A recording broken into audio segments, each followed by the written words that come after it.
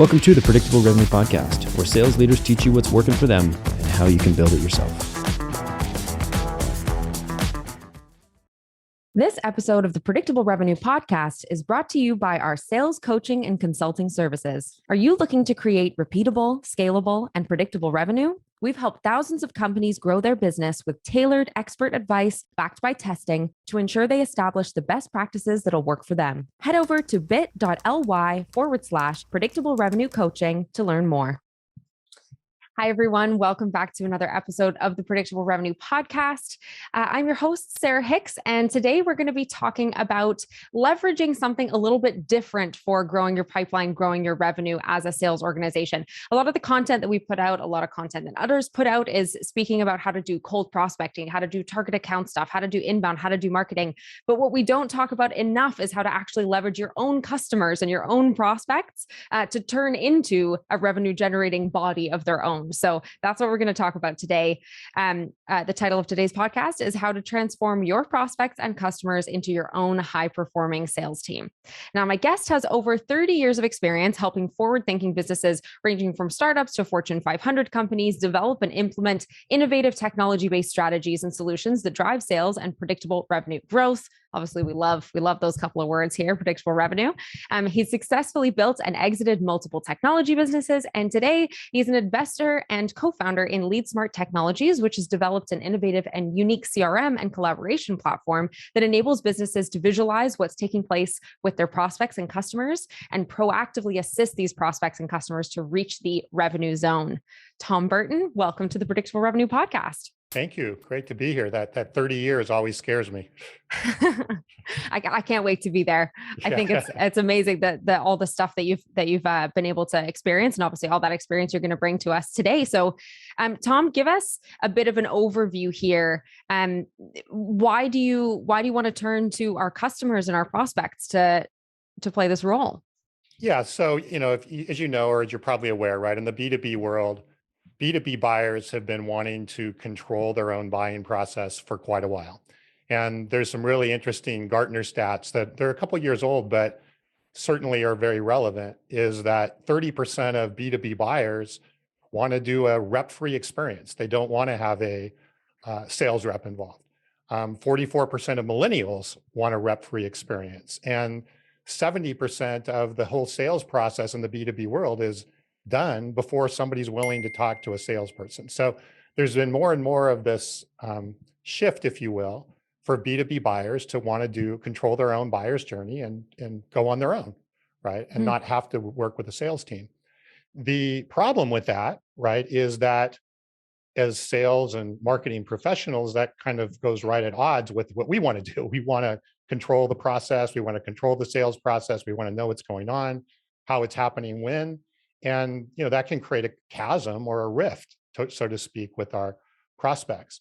It's also problematic for the prospect as well, because the prospect, when left on their own, can end up, in rabbit holes and really overwhelmed with the amount of information that's out there. And in a lot of cases, as a result, they don't do anything. It's not like they don't buy one product or go with one company or another. They just get overwhelmed and stop. So the situation is not great for the seller and is not great for the buyer. So the big idea, and this is, you mentioned the revenue zone. This is the new book that I just released. The big idea of the revenue zone in the book is, hey, well, rather than fighting each other about this, why don't we just take the mindset that if our buyer wants to be their own salesperson and drive the sales process, let's let them, but let's enable them. Right? Let's not enable them just to go off on their own and end up in those rat holes, but let's make sure that they're successful with that, and let's change our mindset on that. So that's the basic premise in the context of what got us here. And just a little bit of background is, you mentioned I'm a co-founder in a CRM company. We work with sales and marketing organizations all the time. I've been doing this for my whole career, and we're constantly seeing this where they're looking, okay, how can I control the process better? And they're frustrated and all of that. And the idea here is like, okay, let's remove the frustration and let's just make it easier for both sides. So that's the basic premise. Yeah, absolutely. I mean, we've definitely seen that shift across, I think all industries that now more than ever before, our buyers are able to educate themselves in a way that they weren't able to before. So they've got access to this information, and of course they want to be able to then use it. Whereas once upon a time, your salesperson was maybe the only expert that the buyer knew on that particular topic, and you kind of had to blindly trust what they were putting in front of you. Whereas now we're a little bit more cautious. We want to go and do our own research. And then once we're in that buying window, it's like, okay, now I'm ready. Now I want to move forward.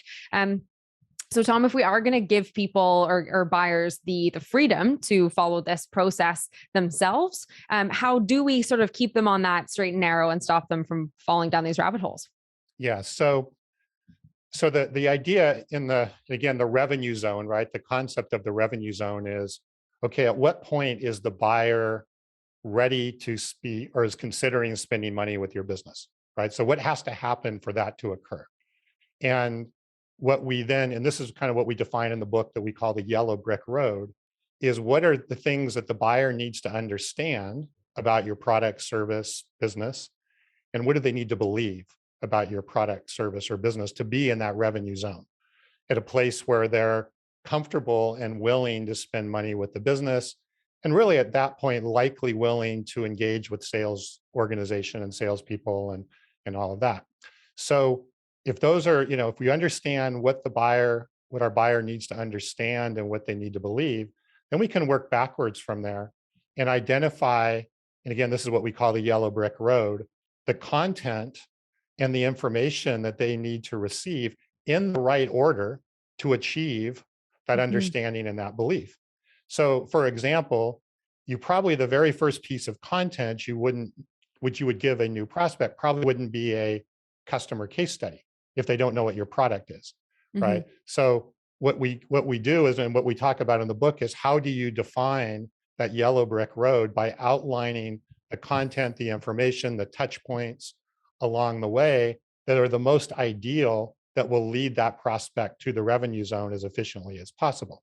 Now, obviously, it's a little more complicated than it sounds, and there's a lot of testing and optimization that goes on there.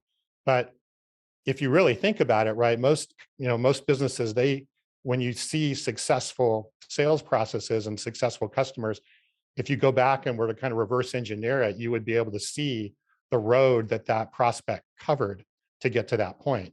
And the idea is to emulate that digitally and make that, the yellow brick road for them.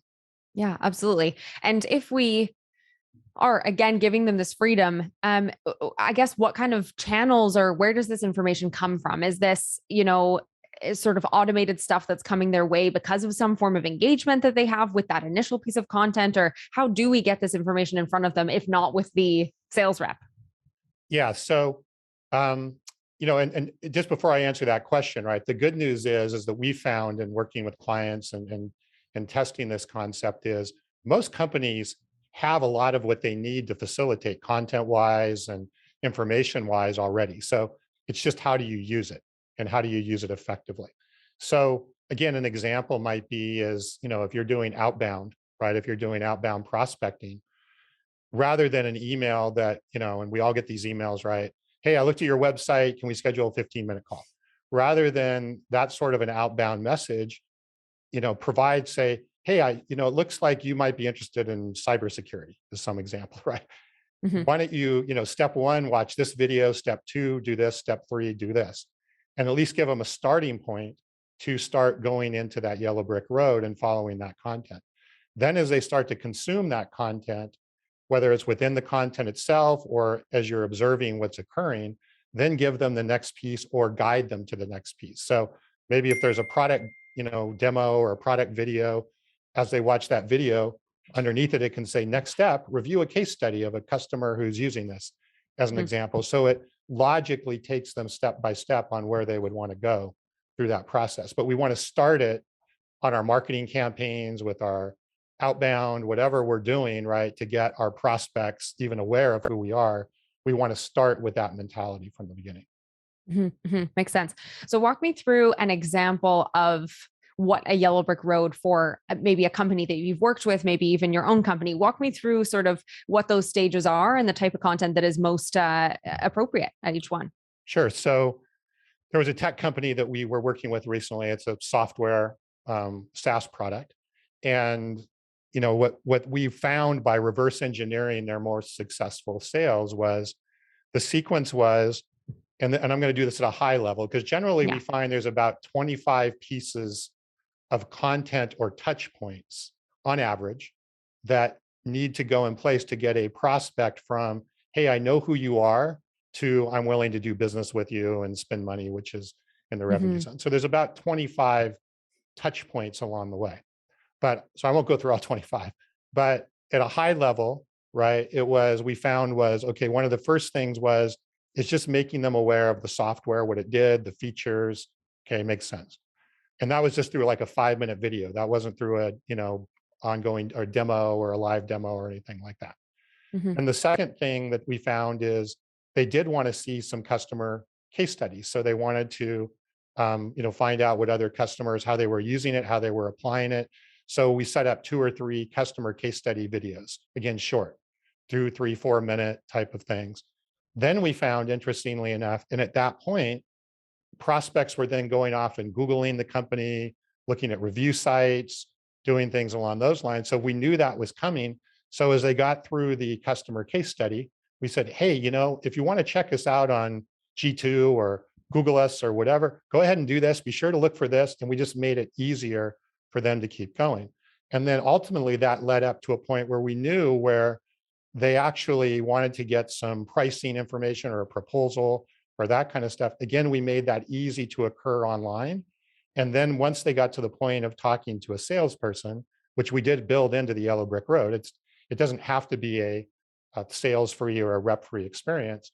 But at that point, the sales person was more validating what they had found, right? Confirming what they had found, helping them, make sense of what they were getting in their proposal and acting as more of a guide or a consultant along the way. And we also, every step along the way, if they needed help, we made it easy for them to do that. So, hey, you need help with this or want more information, here's how you can reach out and get that information really easy. But if not, here's your next step along the way. So all the way up to the point where, we got to the point where they're, as I said earlier, they have an understanding of the products and services, and they have beliefs as to why they should be doing business and buying those things. Awesome. And you mentioned that you kind of got here by reverse engineering some of those, best performing customers. So talk to me about the results that you see on the closing side when this more kind of customer driven approach is followed. Yeah. So, and in the book, we have some quantitative metrics that we spell out that you want to look at. And some of those are related to, moving through the process, what content are they consuming, how much over, and then obviously the velocity of what that's happening, right? So we want to see the content being consumed, and then we want to see it being done in some sort of a pattern. And there's still a lot more testing to go on and a lot more quantitative testing that needs to go on there. But one of the things we are seeing is more content being consumed, less, even as we look at like Google Analytics and on websites, less bounces, like going to a site and then bouncing off and being there for 5 seconds or 10 seconds, more time consuming content, going from one piece of content to the other along the way. So, and then getting to the revenue zone faster. So that's what we're seeing quantitatively. Qualitatively, interestingly enough, is we're seeing that the competitor or it really becomes a competitive advantage for the company. And by doing this, they're sort of eliminating other competitive options because they're taking the prospect down that road and they're not letting them go off on Google and find all the other competitors, and they're making it easy for them. So it's inherently, organically, in a way, eliminating competition faster. And that's just an interesting side effect that we're seeing along the way, but that's more qualitative than quantitative at this point. Mm-hmm. Yeah, absolutely. Yeah. I mean, I suppose you're positioning yourself time and time again as a sort of trusted advisor, as someone who's providing value rather than trying to ask for something before it's time. And then you're positioning yourself as that person that they should come to, or that company that they should come to if and when they decide to solve this problem. So yeah, that's interesting that you're noting that.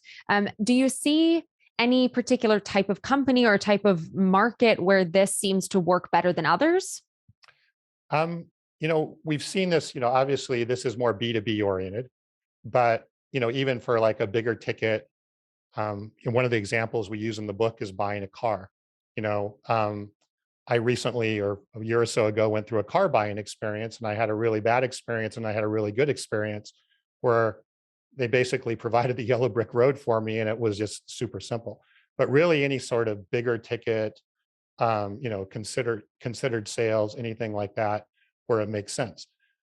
We tend to, like the CRM company that I work with, we work with a lot of companies like distributors and dealers and stuff like that are selling over and over to existing customers as well. So they're not just getting new customers, but they're selling more and more to existing customers. And we're also testing that more with that on how do you use that to upsell? How do you get that to get repeat buyers? How do you get that for them to buy more of your product lines and things along those lines? So there's definitely application with new prospects, turning them into customers, as well as existing customers, getting them more, and more lifetime value, more ongoing sales. Very cool. And as far as operationalizing this type of approach, when it comes to what sales teams and marketing teams are already doing today, what is kind of the first step for making this sort of change? Yeah. So the very first step, and this is a big one, is a mindset shift, right? And because this is very different, and like I said, when we work with our clients for our CRM software and all of that, it's very much like, how do I control the sales cycle more? How do I control the buyer journey more? And the mindset shift, easy for me to say, has to be more from, hey, okay, how are we going to enable our buyer to be the sales rep? And really then we become the trusted advisor and the trusted guide and the person that's facilitating that journey along the way. So that's the very first thing, is that if that mindset, and like I said, it's not easy because it's exactly opposite of what we've done our whole career. That's the first step. So getting to understand the mindset, why you would want to do it. And then the second thing would be is, okay, well, rather than, doing everything all at once, boiling the ocean all at once, if you pick one product, if you're a company, pick one product or one service or one offering that you have and test the process, and then follow the process that's in the revenue zone book. So the revenue zone book outlines an exact playbook to do this. And here's how you build your yellow brick road. Here's how you define what your revenue zone is. Here's how you would implement it in your company. Test that in one area and start seeing the differences and the results, and what's working and what's not. Then as you start to see results in that area, go ahead and move it into other products or services if you have more than one product within your organization. So it's definitely a bit, it's a bit of a project and a journey, but Sure. don't try and do everything at once. But the very first step is that mindset shift. And, how are you going to look at this differently? And what's interesting is when companies start looking at this differently and they change that mindset, they come up with a whole lot of ideas of how to better use their content and how to, it really opens up the creative juices, if you will, on how this can be implemented with a lot of the pieces that they already have.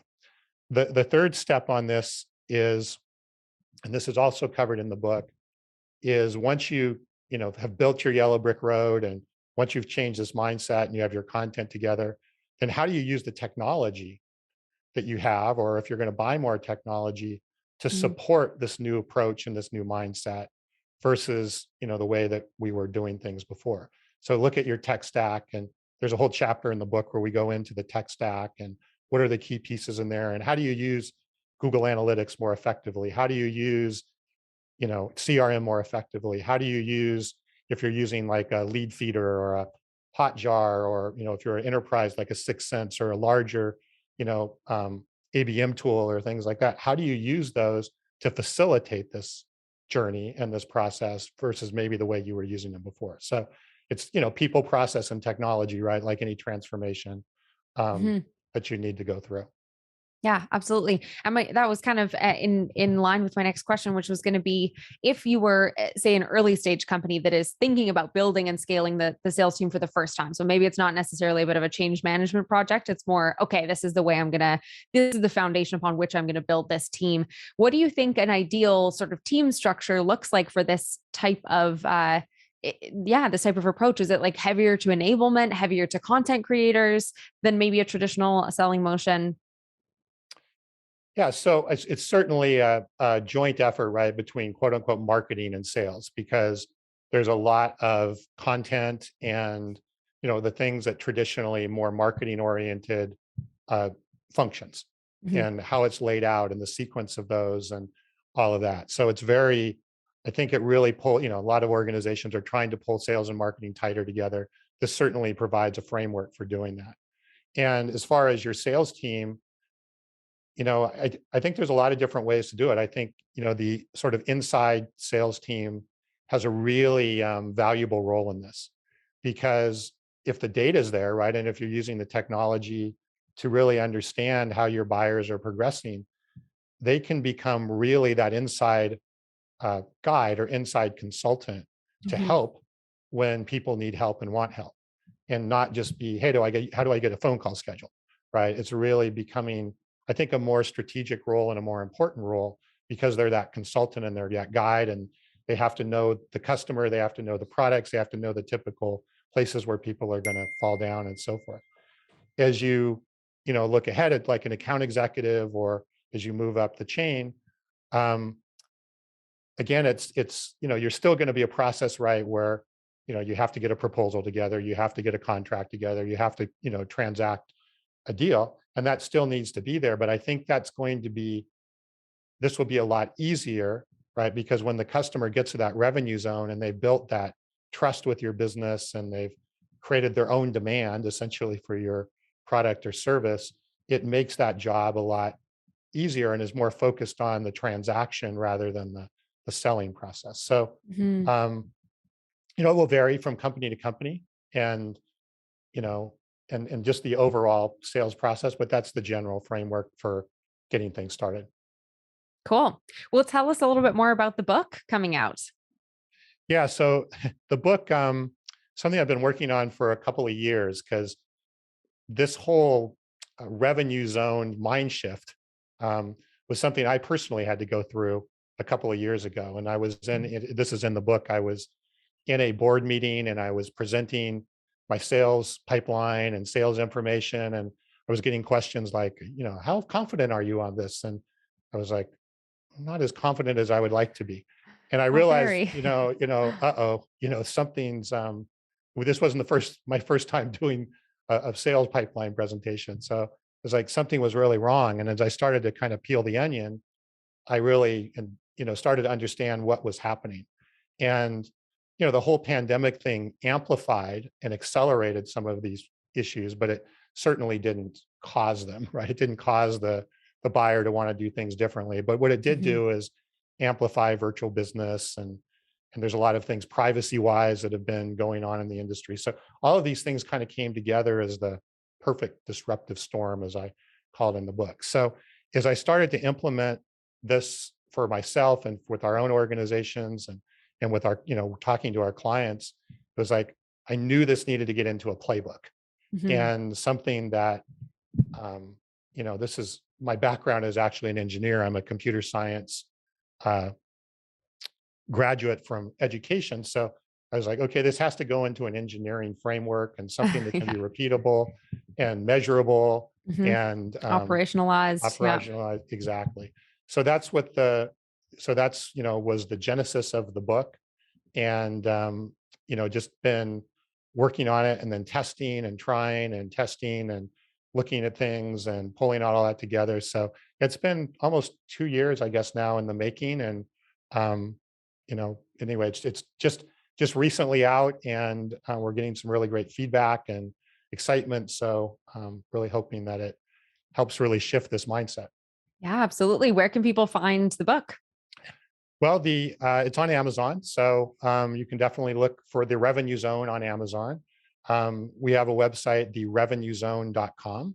So you can go there and check it out there as well. Either way, it's available in both places. Awesome. And if people want to learn more from you, Tom, more about you, where can they get in touch with you? Yeah, so LinkedIn's probably the best. So my LinkedIn is tburton5350. Feel free to connect or follow. And also on Twitter, Tom Burton SB. So those are probably the two places that I'm most active. Also my CRM company, leadsmarttech.com. You can also find me there as well. So any of those places that are there. Awesome. Well, we'll definitely point people in that direction. And of course, we'll leave you guys a link for finding the book so that you can go ahead and get yourself a copy of The Revenue Zone. Well, Tom, it was an absolute pleasure having you to talk through this yellow brick road, this shift in the customer driven sales process, and how we can use our customers and prospects to be our revenue generating organization. Thank you so much for joining us. Oh, excited. Great to be here. Thank you. Thank you. And thank you to all of you for joining us for another episode of the Predictable Revenue Podcast. Please, if you haven't already, hit that subscribe button on YouTube so that you can be notified each week when we have great guests joining us like Tom Burton and sharing all the tips and tricks about marketing, sales, revenue, and everything in between. We'll catch you next time.